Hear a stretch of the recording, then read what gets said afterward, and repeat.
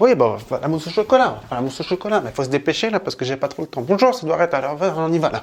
Coucou, c'est Doired, bienvenue et merci d'être là. Aujourd'hui, je vais te présenter une petite recette de mousse au chocolat. Donc la mousse au chocolat, tu connais, hein, une petite douceur pour le dessert qui fait toujours très plaisir. Une recette que tu peux vraiment difficilement rater, pour laquelle il ne te faut pas beaucoup d'ingrédients.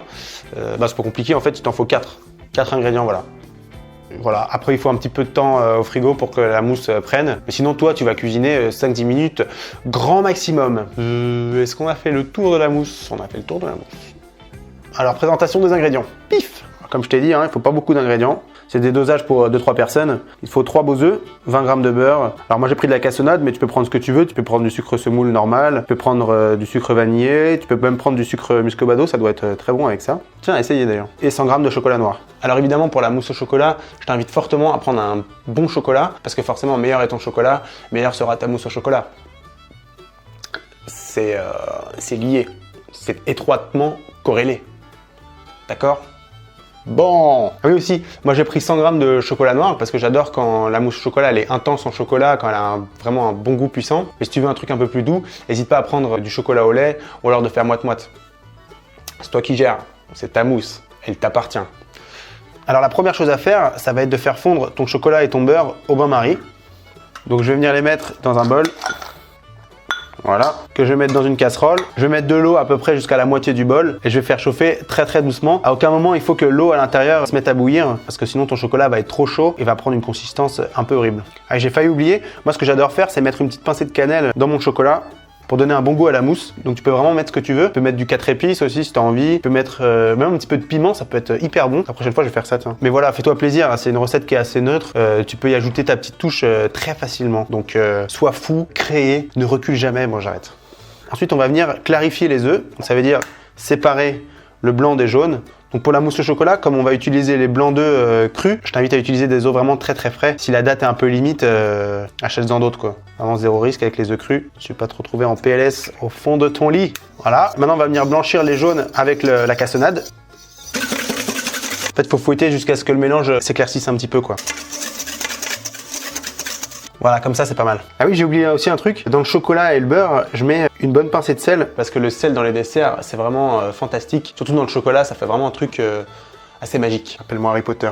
Je l'ai goûté là, il a un bon goût de chocolat bien puissant, avec un petit goût de cannelle et une petite pointe de sel. Déjà comme ça là, c'est astronomique. Hein. Donc on va venir mélanger ce chocolat avec le mélange jaune d'œuf cassonade. Alors juste à cette étape, fais attention à ce que ton chocolat soit pas trop chaud. Parce que s'il est trop chaud et qu'il va dans les jaunes d'œuf, évidemment, ça va les cuire et ça va donner un truc tout granuleux bizarre. Donc s'il est trop chaud, laisse ton chocolat refroidir un petit peu. Et quand il est juste tiède, tu peux le balancer. Voilà, on va bien mélanger doucement. Voilà, magnifique. Et maintenant, on va pouvoir monter les blancs qu'on a mis de côté en neige. Donc c'est parti.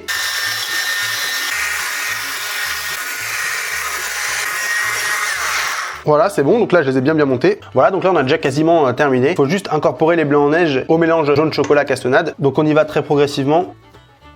Voilà, et t'as vu que j'utilise une maryse pour pas trop casser les blancs en neige. Si tu utilises un fouet, ça va tout démolir et les blancs vont retomber, ça va être une catastrophe. Une fois que t'es bien, tu remets un petit coup. Donc en gros, dès que tu vois plus de blanc, t'arrêtes tout de suite parce que plus tu touilles comme ça, plus tu fais retomber les blancs. Et après, t'auras un truc beaucoup plus dense, moins aérien quoi. Et donc moins agréable. Pas du tout ce qu'on veut, certainement pas. Et voilà, c'est terminé, il n'y a plus qu'à dresser.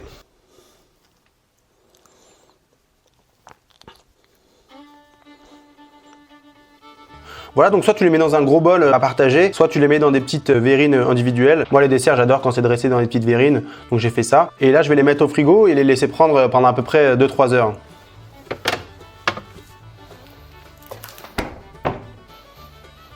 Voilà, et donc là, c'est parti pour 3 heures d'attente.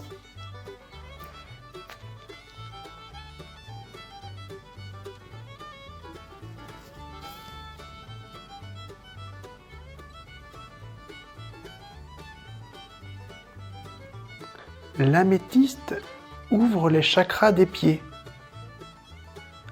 Ok. Et elle stimule nos méridiens. Parfait. Parce que c'est vrai que mes méridiens en ce moment, ils sont un peu patraques, quoi. Ouais.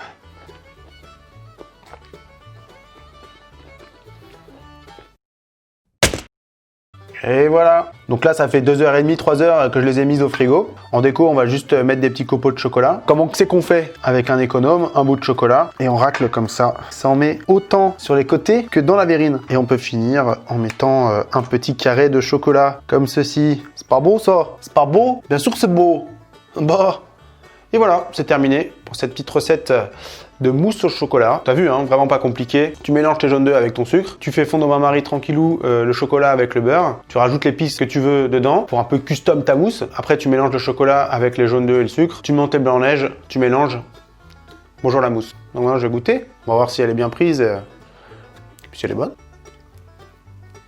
C'est d'une légèreté. Je vais tout manger là. Pas me chercher, hein, madame la mousse. C'est ultra aérien.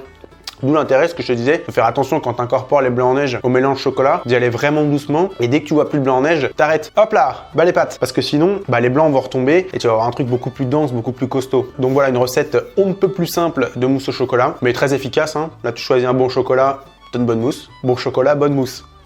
Le lien est vite établi. Bon, j'espère que cette recette t'aura plu. Et si jamais elle t'a plu et que tu as envie d'aller un petit peu plus loin, sache que j'ai une autre recette de mousse au chocolat. Donc là, un truc un peu plus gastronomique qu'une super chef pâtissière m'a passé. Si la recette de la mousse au chocolat gastronomique t'intéresse, n'hésite pas à me le dire en commentaire et je te ferai une vidéo pour te présenter ça, hein. Sur ce, je te fais de gros bisous et je te dis à la prochaine recette.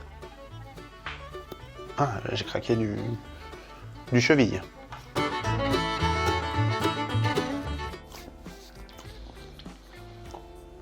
Sur ce... Ah ouais, mais lui, il est ouvert depuis tout à l'heure aussi. Tu me le dis, je te le fais. No problemos. Muy bien, estás aquí. Là, c'est de l'air. Je mange de l'air, goût chocolat. Oh. Bonsoir. 10 minutes maximum. Qu'est-ce qu'elle fout? Ben non, à la prochaine recette.